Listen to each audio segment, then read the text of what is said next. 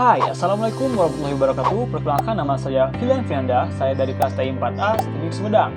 Di sini, saya akan menjelaskan tentang Internet of Things atau IoT. Internet of Things atau IoT adalah sebuah konsep di mana sebuah objek tertentu memiliki kemampuan untuk mengirimkan data melalui jaringan tanpa adanya interaksi dari manusia ke manusia ataupun dari manusia ke perangkat komputer.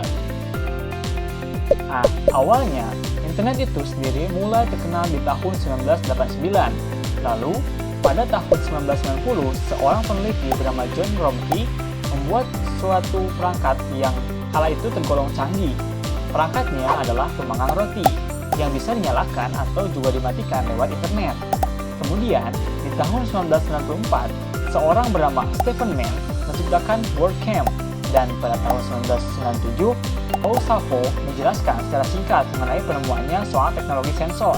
Barulah di tahun 1999, Kevin Ashton membuat konsep Internet of Things.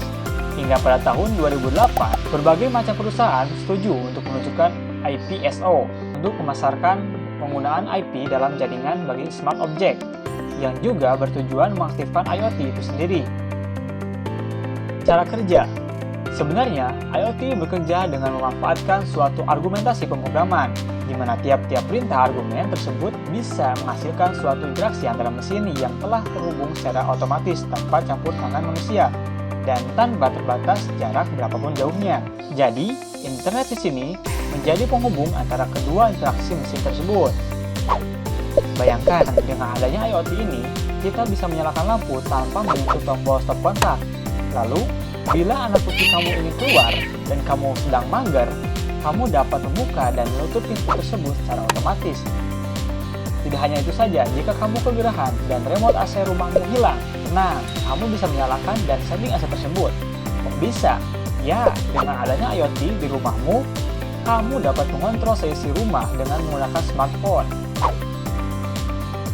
Oke, mungkin kamu sudah bosan diam di rumah saja dan ingin pergi jalan-jalan.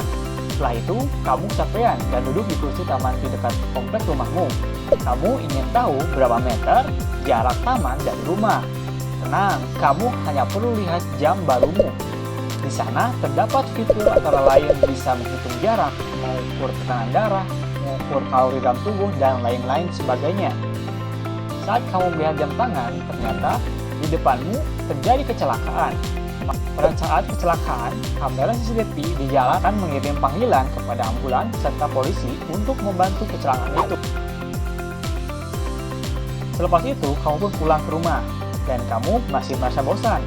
Oleh karena itu, kamu menonton TV yang dinyalakan menggunakan smartphone-mu. Entah kenapa, TV-mu dipenuhi oleh acara mobil tanpa pengemudi.